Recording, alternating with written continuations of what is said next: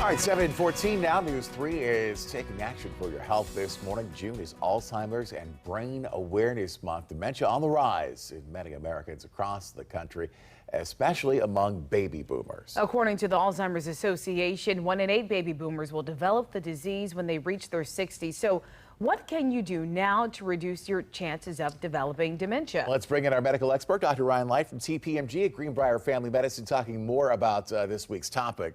So Dr. Light, what diseases contributed to the development of Alzheimer's and dementia? Well, when we look at the research, we see high blood pressure, we see diabetes, obesity, high cholesterol, arterial diseases, such as peripheral arterial disease, all increase your risk there.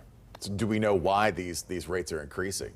Well, one, we're living longer, so our bodies are outlasting our brains at some point, so that happens.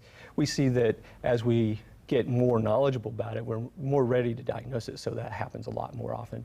And we just see that as the population grows, we're going to see that more often. So what can we all do to take action for our brain health now? Well, the big one is we want to make sure we're getting that regular physical activity. We want to make sure we're maintaining an ideal body weight. Smoking, big no-no, so stop smoking. Limiting the alcohol use. If you have high blood pressure or high cholesterol or diabetes, make sure you're maintaining control of those. Lastly, there is something called the MIND diet, and when people follow the MIND diet strictly, they could reduce the risk of dementia by 54%. I've heard you talk about this MIND diet before, so what's that all about?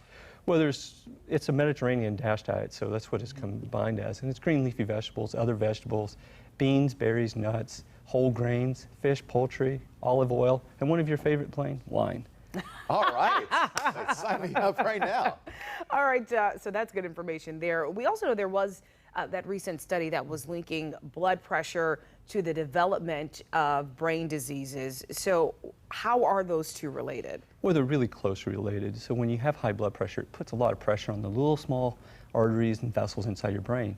And that pressure will destroy them over time, and then that causes a little bit of atrophy of the brain, which can lead to that dementia earlier on. So if you have that high blood pressure early on in life, you want to make sure you're maintaining control. That means if you're less than the age of 40 when that hypertension develops. All right, some good advice, and I'll have a glass of rosé because the doctor said so. Dr. Light, thanks so much for joining us.